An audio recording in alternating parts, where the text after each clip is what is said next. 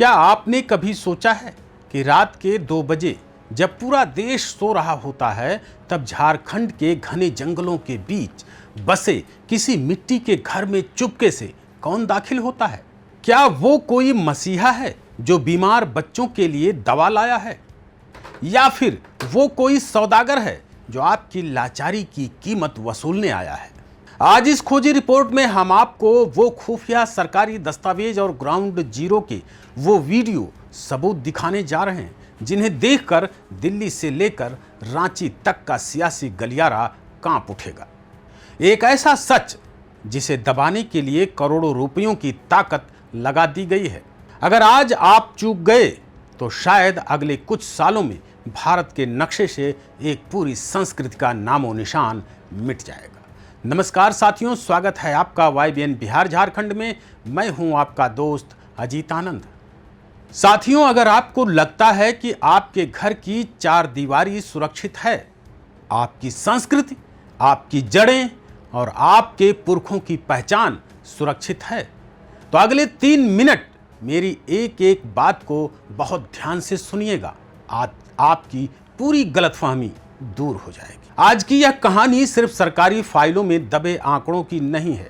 यह कहानी हर उस भारतीय की है जिसकी पहचान पर, जिसके भरोसे पर बहुत खामोशी से, बहुत ही चालाकी से वार किया जा रहा है।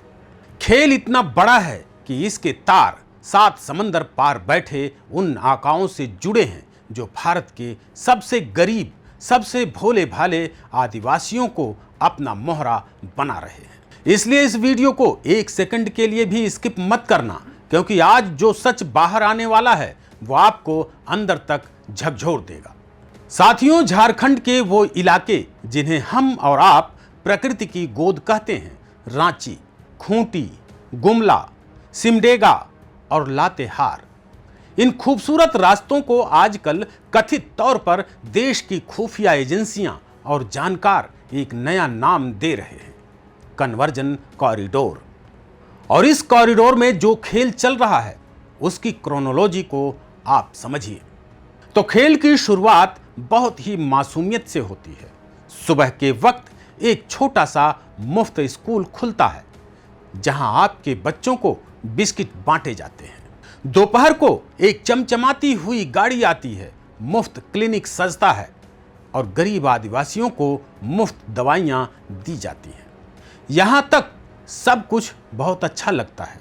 ऐसा महसूस होता है कि दुनिया में इंसानियत अभी जिंदा है। लेकिन ठहरिए साहब, असली खेल यहीं से शुरू होता है। जैसे ही सूरज ढलता है, सूरज ढलते ही शुरू होती है एक स्पेशल प्रेयर मीटिंग। पहले हफ्ते मुफ्त का अनाज मिला, दूसरे हफ्ते नए कपड़े मिले और तीसरे हफ्ते बहुत धीरे से, बहुत प्यार से आपके कान में फूंक दिया जाता है कि तुम्हारे जो सरना देवता हैं, ये जो पेड़ पौधे और पत्थर हैं, इनमें कोई शक्ति नहीं है। अगर बचना है तो असली शक्ति की शरण में आ जाओ। अब जरा सोचिए साथियों, जब इंसान का पेट खाली हो, बच्चा बीमारी से तड़फ रहा हो, तब दी गई वो दवा क्या सिर्फ मदद होती है या एक लाचार मां की मजबूरी का सौदा? लेकिन साथियों, कहानी में ट्विस्ट अभी आना बाकी है। अगर आप सोच रहे हैं कि यह सिर्फ कुछ लोगों की आस्था बदलने का मामला है, तो आप बहुत बड़े धोखे में हैं। इसके पीछे एक ऐसा खतरनाक और गुप्त रास्ता है जिसमें अरबों रुपयों की विदेशी फंडिंग की बंदरबांट हो रही है। और इस खेल में सिर्फ एक तरफ से जाल नहीं बिछाया जा रहा है। झारखंड के कुछ सीमावर्ती इलाकों से ऐसी खबरें भी आ रही हैं जहां मदरसों का एक गुप्त नेटवर्क भी बहुत खामोशी से अपने पैर पसार रहा है। और निशाना सिर्फ और सिर्फ एक है, वो गरीब, सीधा साधा, भोला भाला आदिवासी समाज, जिसके पास ना तो अस्पताल जाने के पैसे हैं, ना बच्चे की स्कूल भरने की औकात। लेकिन अब सवाल उठता है कि इस पूरे खेल का असली मास्टरमाइंड कौन है? ये पैसा आ कहां से रहा है और हमारा कानून इस पर क्या कहता है? इस वीडियो के सबसे महत्वपूर्ण हिस्से में अब हम प्रवेश कर रहे हैं। जहां से असली सच अब आपके सामने आने वाला है। तो चलिए अब उस सच का पर्दाफाश करते हैं जिसे जानना हर भारतीय के लिए बेहद जरूरी है। जब गृह मंत्रालय और खुफिया एजेंसियों ने इस कन्वर्जन कॉरिडोर की गहराई से जांच की तो होश उड़ाने वाले आंकड़े सामने आए। झारखंड में सक्रिय 100 से ज्यादा ऐसे एनजीओज पाए गए जिनके तार सीधे विदेशों से जुड़े थे।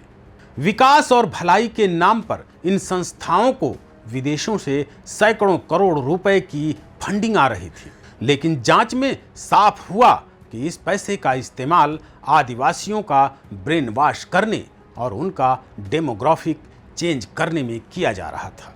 यही वजह थी कि सरकार ने कड़ा रुख अपनाते हुए कई बड़े एनजीओज के एफसीआरए लाइसेंस को हमेशा के लिए रद्द कर दिया। अब बात करते हैं देश के कानून की। हमारा भारतीय संविधान आखिर क्या कहता है? संविधान का अनुच्छेद 25 यानी आर्टिकल 25, आर्टिकल 25 हर नागरिक को अपने धर्म को मानने और उसका प्रचार करने की आजादी देता है। लेकिन याद रखिए, संविधान धर्म प्रचार की आजादी देता है, धर्म परिवर्तन के लालच या जबरदस्ती की आजादी बिल्कुल नहीं देता। हालांकि सुप्रीम कोर्ट ने भी कई बार अपने फैसलों में साफ कहा है कि लालच, डर या धोखे से कराया गया धर्म परिवर्तन पूरी तरह से गैर कानूनी है। और अब बात अगर देश के नए कानून यानी भारतीय न्याय संहिता की करें तो इसके तहत भी किसी की धार्मिक भावनाओं को आहत करना, शादी का झांसा देकर या जबरन किसी का धर्म बदलना एक गंभीर और दंडनीय अपराध की श्रेणी में आता है। वैसे भी झारखंड में खुद अवैध धर्म परिवर्तन विरोधी कानून लागू है, जिसके तहत दोषी को भारी जुर्माने के साथ साथ जेल की सजा का प्रावधान भी है। लेकिन इन सब के बावजूद पर्दे के पीछे यह खेल धड़ल्ले से जारी है। हमारी टीम जब ग्राउंड जीरो पर पहुंची तो एक बुजुर्ग आदिवासी भाई ऑफ कैमरा के सामने जो बताया वो बातें सीधे कलेजे को चीर देती हैं। बुजुर्ग ने कांपती हुई आवाज में कहा, बाबू, हम जंगल के लोग हैं, हम प्रकृति को पूजते हैं, पेड़ और पत्थरों में हमारे भगवान बसते हैं। लेकिन जब हमारा धर्म बदल दिया जाता है तो हमारी संस्कृति, हमारी शादी के रिवाज, हमारे पुरखों के त्यौहार सब एक झटके में मिटा दिए जाते हैं। यही वजह है कि आज झारखंड का हर जागरूक आदिवासी सरना कोड की मांग कर रहा है ताकि उनकी गिनती अलग हो, उनकी पहचान बनी रहे। अब जरा ठंडे दिमाग से सोचिए, आज से 30 या 50 साल बाद अगर ये गांव बदल गए, ये परंपराएं बदल गईं, तो क्या हमारी आने वाली पीढ़ी कभी जान पाएगी कि उनकी असली जड़ें क्या थीं? क्या इतिहास हमारी इस खामोशी को कभी माफ करेगा? साथियों, यह वीडियो किसी मजहब या किसी इंसान के खिलाफ नहीं है।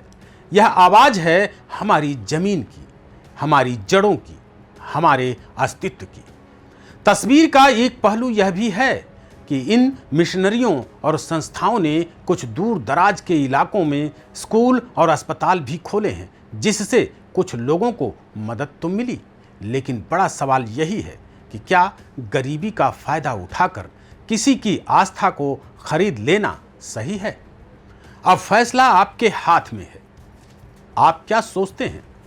यह निस्वार्थ सेवा है या कोई गहरी साजिश?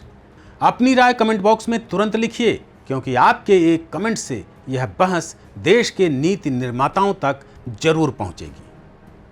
अगर आपको लगता है कि इस कड़वे सच को सामने आना ही चाहिए था तो इस वीडियो को अभी लाइक करें और हर एक व्हाट्सएप ग्रुप में शेयर जरूर करें। और हाँ, YBN बिहार झारखंड चैनल को सब्सक्राइब करके बेल आइकन जरूर दबाएं। मिलते हैं अगली किसी धमाकेदार ग्राउंड रिपोर्ट के साथ। तब तक के लिए जय हिंद, जय झारखंड।